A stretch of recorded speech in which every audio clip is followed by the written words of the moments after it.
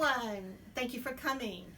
I am doing a presentation today on requirements to graduate from LAUSD. My name is Patricia Hollander and I am your counselor.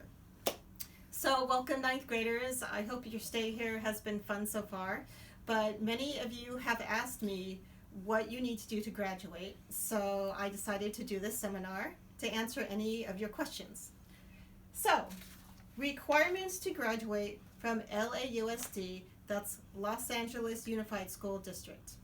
You do have several requirements, but I am going to go over each one with you, so everything will be clear by the end of this presentation.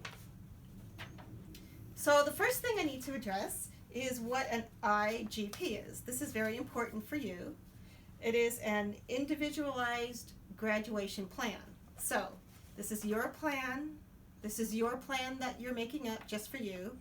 And you have some options in this plan that I will get to right now. So what does an IGP look like?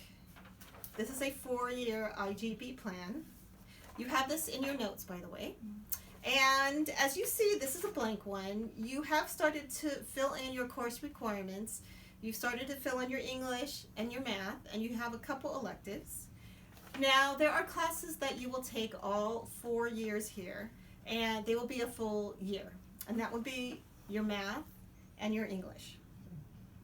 Also, you want to start to think about your social sciences, your physical education, your sciences, your histories. All these will be completed by the time you leave here.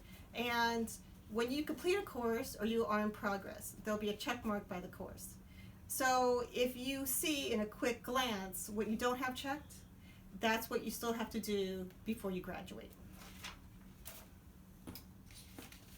So, to earn your high school diploma here, you will need to complete the high school overlap to ensure completion. So the high school overlap is your LAUSD requirements, your CDE requirements, that's the California Department of Education requirements, and your A through G requirements, which I'll get to in a minute. Now, it seems like a lot of work, but mostly they overlap. There's just a couple of requirements in these categories that are not in the A through G categories, which I will explain right now. Okay, so here's what I'm talking about. So, the most important courses, the most important category are your A through Gs, because this is what you will be concentrating on in your stay here. So, I'm going to read them off. A is history, social science. B is English. C is mathematics. D is physical and biological science. E is foreign language. F is visual and performing arts. And G is academic electives. So you see, basically the English and mathematics, those you will take every year. But as you see, there are plenty of room in the schedule for you to pick your electives. So I want you to start to think about what you want to do after high school. Will you get a job? What will your career be? Will you go to college? So I want you to start thinking about this because you will pick your electives from this category. And down here are the LAUSD requirements. And those are health, service learning, and that will be completed in your social science studies, and your career pathway, which will lead you onto your career after school. So I want you to start thinking about all these. Okay, now, what that did not cover, I want you to look at this little area in here in the middle, are your CDE state requirements. Now, mostly they do overlap, but there is a physical education requirement here. So you will have physical education in your career here. Now, these are your A through G requirements. They are laid out by grade. Okay, you're here, you're in ninth grade, and you have to complete a certain amount of credits. How do you complete a certain amount of credits? You get a passing score in a class, okay? So D is passing, however, it will not get you into college. They don't like Ds.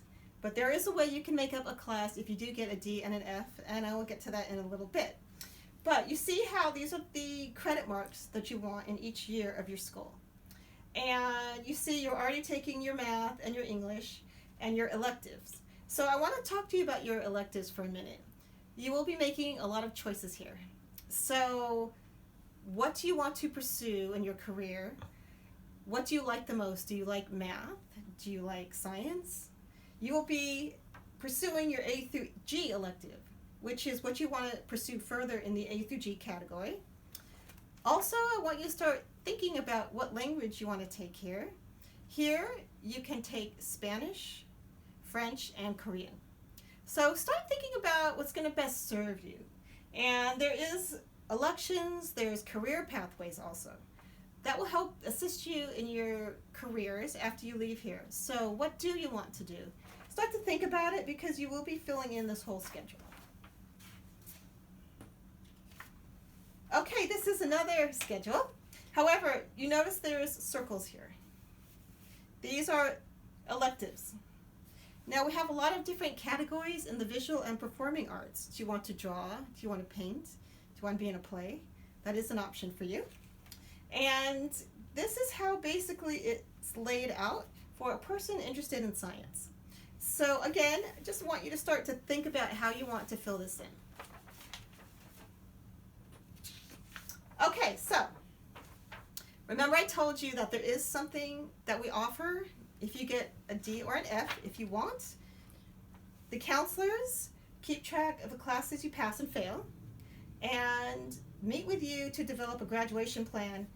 And basically it looks like the different grades, and by the time we assess this, we are going to assess whether you have passed a class or not. And the plans do change. We do have an assessment with you. We like to do it once every semester, and I'm going to show you what that looks like now. So we will be keeping track of this plan after you fill it out. So here we go. So this is a midterm assessment. We keep track of everything that you do in the counselor's office. We break it down by year. We break it down by course, and your grade is here. So we know if you're passing something or not. And if you're passing a class, that's wonderful. If you're not, we can do something about that, which I'll get to in a minute. But it's nice to know how your progress is. This is a progress report. So it is nice to know, and you'll get one of these, and we will meet, and we will go over this with you. And that way you know if you're on track to graduate or not. Okay, so what to do if you're not passing a class. So if you're not passing a class, what you can do to recover a course you have failed. There's after school credit recovery. So if you have failed a class, you can go after school. We have some very nice teachers. Just a little time after school to devote to the subject. It's a real class. And then once you pass this class, you have passed it. Also, there is summer school. I recommend you go after school during the school year because you've gotten it out of the way, you can have a nice summer. You could also go to summer school, so it's your choice. But there are options if you're not passing a class. And if you're not passing a class, please tell us. There are some things we could do while you're taking the course. And in conclusion, I do want to thank you for being a lovely class. I will be in my office later to answer any questions, but I want to do a few exercises with you. So the first one is a visualization exercise. So in your seats, if you could all sit down as you are, very relaxed, and close your eyes. Very good. And I want you to visualize what your stay here at high school will look like. I want you to visualize what door you will walk through every day, what classes you will take every day, what friends you will have, what you will do after school, what courses you will take. Good, very good. Are you all visualizing? Yes, okay, I see some nodding heads. Okay, so take a few more minutes just to do this. And I want this to be pleasant. I want you to have a good and successful stay here. And I want you to visualize this. And I want you, when I say now, I want you all to open your eyes. Now. All right, I hear some rumbling. Was that good? Yes, I see a lot of yeses. Okay, so I hope that helped a lot. What I'm going to do is, I have completed my presentation, but you have a pencil and paper and you have a notebook. So I want you to write down, and here's the question. What does your schedule look like? So I want you to think about everything I said today. I want you to use the notes that you have in the presentation, and I want you to write down what your 4-year schedule is going to be. Save it, because I will address it with you personally. But I want you to really start thinking about what you want to pick here in your high school career. Okay, thank you very much, everyone. Have a lovely day.